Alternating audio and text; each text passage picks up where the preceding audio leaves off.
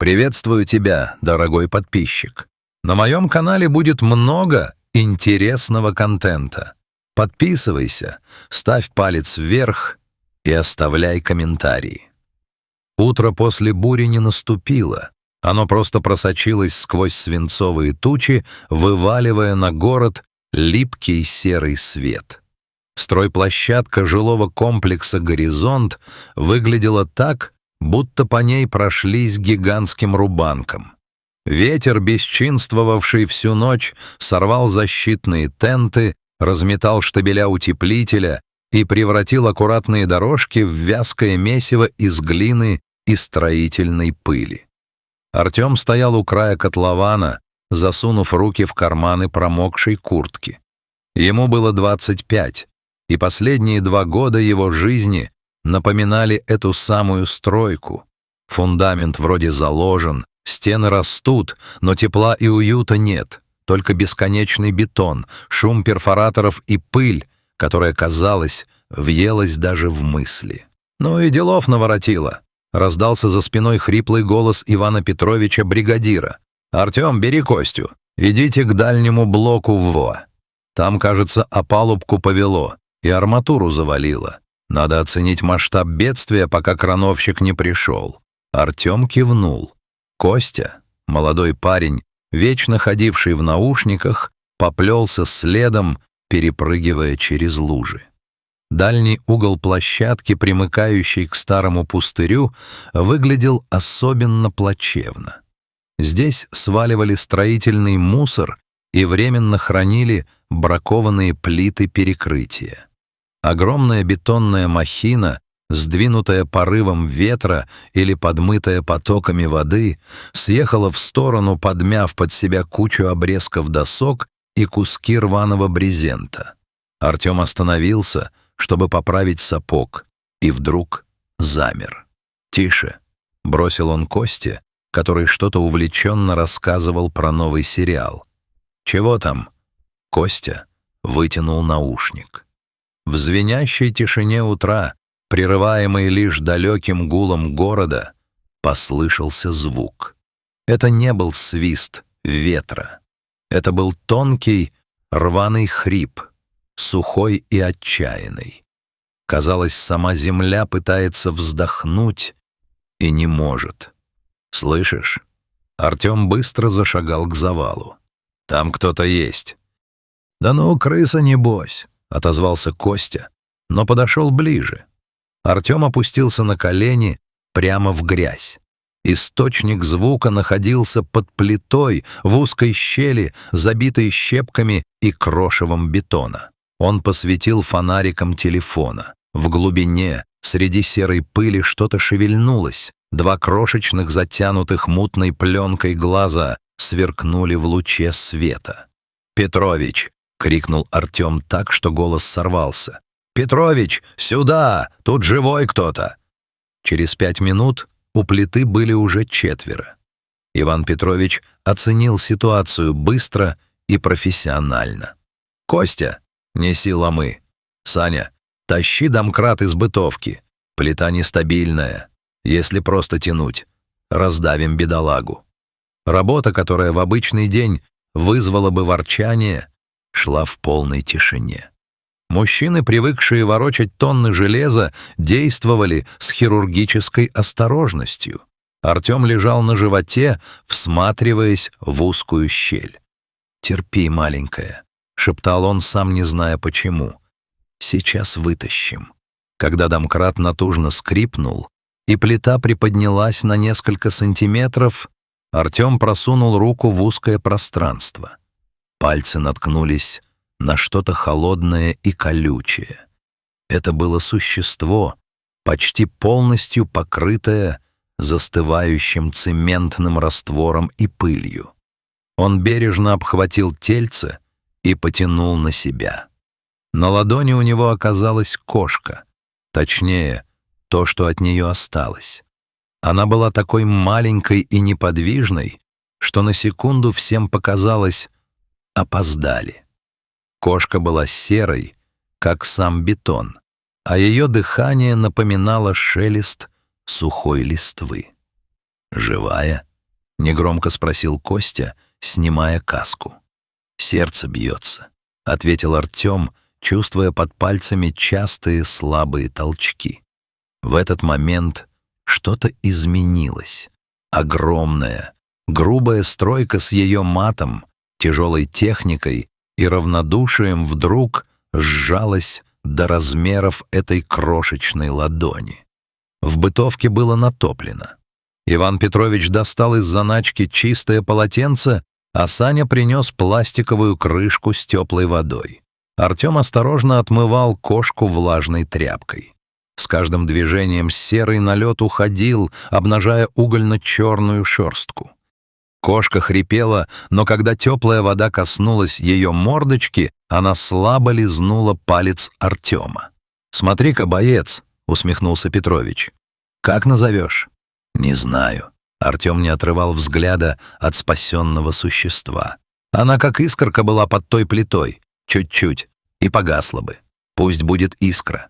Весь день работа шла на удивление слаженно. Каждый из бригады хоть раз заглянул в бытовку, чтобы проверить, как там находка.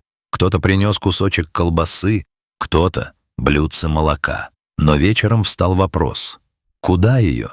Артем жил в рабочем общежитии, где правила были жесткими. Никаких животных. Комендантша Маргарита Степановна, женщина суровая, не раз обещала выселить любого за лишние хвосты.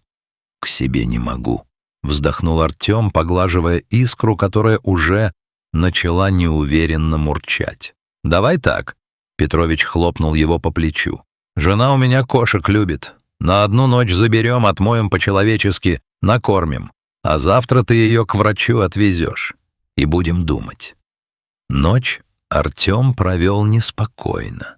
Ему снилась стройка, но во сне она была не серой, а яркой, и в каждом окне строящегося дома горел свет, и в каждом окне сидела черная кошка.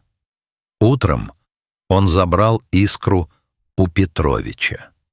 Кошка выглядела гораздо лучше. Чистая, гладкая, только лапка немного подрагивала. Ветеринар в клинике долго осматривал ее, хмыкал, а потом вынес вердикт. Родилась в рубашке. Ушибы, истощение, небольшое обезвоживание. Но кости целы. Видимо, плита зацепилась за арматуру и не придавила ее окончательно. Жить будет. Когда Артем вышел из клиники с коробкой в руках, он понял, что не сможет отдать ее в приют или оставить на стройке. Искра смотрела на него своими, теперь уже ясными янтарными глазами. И в этом взгляде было что-то, чего Артему не хватало все эти годы — безусловное доверие. «Ну что, Искорка, пошли договариваться с Маргаритой Степановной». Разговор с комендантшей был тяжелым. Она кричала о санитарных нормах, о запахе и о соседях-аллергиках. Но Артем, обычно молчаливый и покладистый, вдруг проявил характер. «Она не будет мешать. Я сам буду за ней убирать. Если хоть одна жалоба, я уеду. Но без нее не останусь». То ли его уверенность подействовала, то ли искра вовремя высунула из коробки крошечную мордочку и тихонько мяукнула, но Маргарита Степановна внезапно сбавила тон. «Ладно, месяц испытательный. И чтоб стерилизовал, как подрастет». Жизнь изменилась. Раньше Артем после смены шел в бар с ребятами или просто заваливался спать перед телевизором. Теперь он спешил домой. В его комнате пахло не только несвежими носками и строительной пылью, но и кошачьим кормом. Искра оказалась удивительно умной кошкой. Она знала звук шагов Артема в коридоре и встречала его у двери, задрав хвост крючком. Она спала у него в ногах, согревая своим теплом, и ее мерное мурчание лечило лучше любого отдыха. На стройке тоже произошли метаморфозы. Бригада Петровича стала какой-то сплоченной. Они больше не были просто набором людей, выполняющих план. Искра стала их общим талисманом. Когда Артем иногда приносил ее на площадку, в переноске, конечно, даже самые суровые бетонщики смягчались, пытаясь угостить ее чем-то вкусным.